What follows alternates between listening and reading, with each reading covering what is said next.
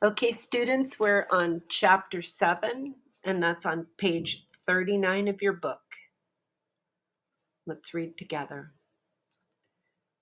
Southern Sudan, 2008. Naya sat on the floor.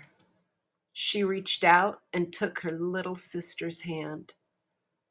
Akir did not seem to notice. She lay curled on her side, hardly moving, silent except for an occasional whimper. Her silence frightened Naya.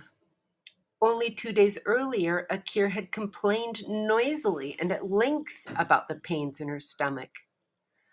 Naya had been annoyed by all the whining. Now she felt guilty, for she could see that her sister no longer had enough strength to complain. Naya knew many people who suffered from the same illness.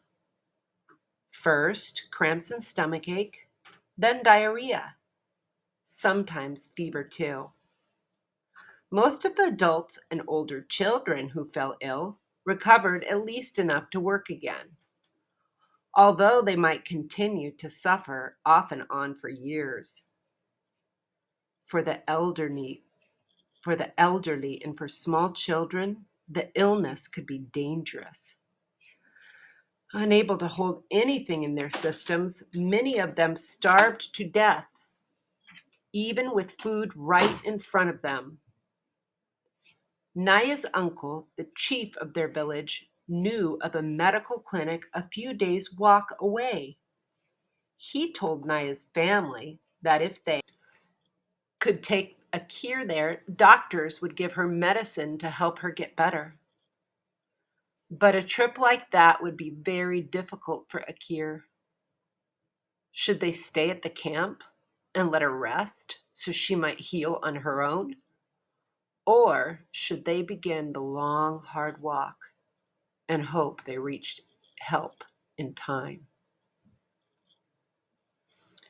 Southern Sudan, 1985. The walking began again. Salva shook with terror inside and out. He clung to Uncle like a baby or a little boy, hanging onto his hand or shirt tail when he could, never letting Uncle get further than an arm's length away. He looked around constantly. Every movement in the grass was a lion stalking. Every stillness, a lion waiting to spring. Mariel was gone, vanished into the night. He would never have wandered away from the group on his own. His disappearance could mean only one thing: lion. A lion had been hungry enough to approach the group as they slept.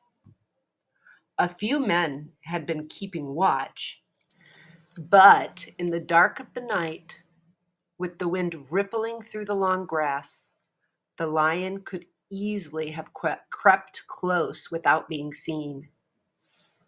It had sought out prey that was small and motionless, Mariel sleeping, and it had taken him away, leaving only a few splashes of blood near the path. If it hadn't been for Uncle, Salva might have gone crazy with fear. Uncle spoke to him all morning in a steady, low voice. Salva, I have a gun. I will shoot any lion that comes near. Salva, I will stay awake tonight and keep watch. Salva, we will soon be out of lion country. Everything will be all right. Listening to Uncle, hurrying to stay close to him, Salva was able to make his feet move despite the cold terror throughout his whole body. But nothing was all right. He had lost his family, and now he had lost his friend as well. No one had heard any screaming in the night. Salva hoped with all his heart that the lion had killed Mariel instantly. that his friend hadn't had time to feel fear or pain. The landscape grew greener. The air smelled of water. "The Nile," Uncle said. "We will soon come into the Nile River and cross to the other side." The Nile, the longest river in the world, the mother of all life in Sudan. Uncle explained that they would come to the river at one of its broadest stretches. "It will not even look like a river. It will look like a big lake. We will spend a long time crossing to the other side."